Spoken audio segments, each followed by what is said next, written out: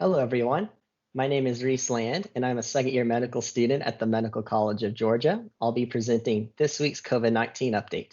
Let's begin. So now we'll turn our attention to the statistics.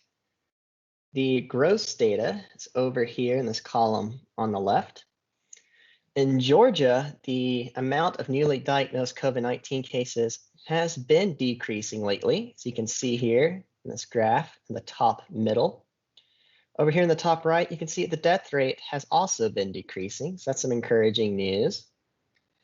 And in addition, the percent positive test rate in Georgia has fallen from a peak of 25.4% on January 3rd to 19.1% on January 24th, which is the beginning of the Department of Public Health's 14-day reporting window.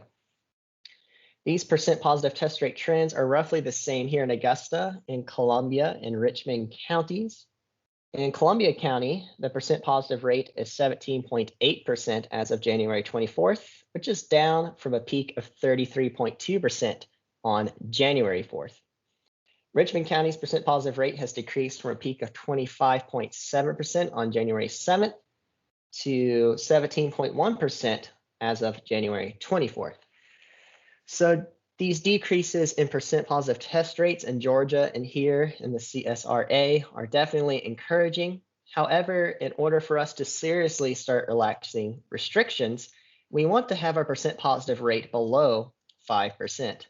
So there's hope on the horizon, but in order for us to get below 5%, let's continue social distancing, keeping our hands clean, wearing our masks, and getting vaccinated when we're able in order to finally defeat this coronavirus. Internationally, let's turn our attention to this graph down here in the bottom right. I've decided to look at the United Kingdom, Brazil, and South Africa. And it's not a coincidence that I selected these three countries because new coronavirus variants have been discovered in all three nations. But lately, newly diagnosed COVID-19 cases have actually been falling in the UK, Brazil, and South Africa, as well as the United States. This is likely a combination of the conclusion of the holiday travel season, as well as increased vaccination and continued safety measures such as social distancing, hand washing, and wearing masks. Our first noteworthy news story is that Moderna and Pfizer have released preliminary data on their vaccine's effectiveness against the UK and South African coronavirus variants. Moderna studied the effects of their vaccine against all of the mutations that the UK or South African variants can have, and they found that their vaccine still has great activity against the UK variant, but they noticed decreased activity against the South African variant. Pfizer also studied the effects of their vaccine against the UK and South African variants, and they found that their vaccine was effective against both of the variants. However, a key point to note about the Pfizer study is that they only studied one mutation that either variant could have, so some follow-up data is needed. The data is preliminary, so it's still awaiting peer review, so be sure to follow updates regarding the vaccine's effectiveness against the variants closely. So the big idea is that some updates to the current coronavirus vaccines may be needed in the future. However, I would say that this didn't surprise research scientists because viruses love to mutate. And as viruses mutate, updates to coronavirus vaccines are needed. A good example of this is the flu virus. Every year, new flu virus mutations are seen. And consequently, the flu virus vaccine also needs to be updated to cover new mutations. So this isn't anything out of the ordinary. So coronavirus vaccines will likely be updated to cover any new variants that we see. And the good news is that any updates to the vaccine will move to FDA approval quickly because many of the ingredients will remain the same in any coronavirus vaccine updates. So stay tuned. Here in the top right, the Biden administration has announced plans to expand COVID-19 vaccine access via pharmacy chains starting this week. About 1 million doses will be distributed to around 6,500 pharmacies across the country.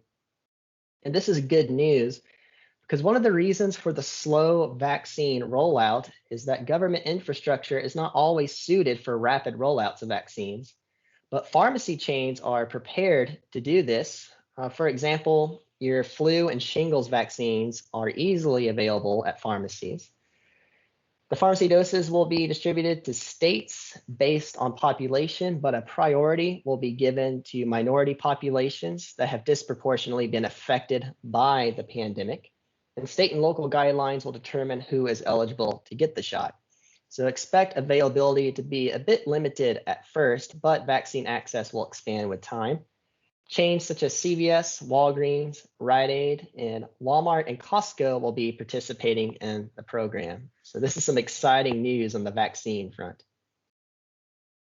Lastly, we'll discuss the story here in the bottom right. It's a bit more local.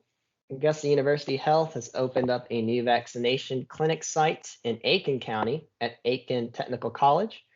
So if you or a loved one is near or in the Aiken area and would like to get your vaccine, check them out. Currently, they're accepting those who are part of South Carolina's Phase 1A group. And in South Carolina, Phase 1A includes those 70 years old and older. So use this resource to get your vaccine. I've pasted a link to the article in the video description. And in the article, they have the address to the clinic site as well as how to register. So that concludes today's news update.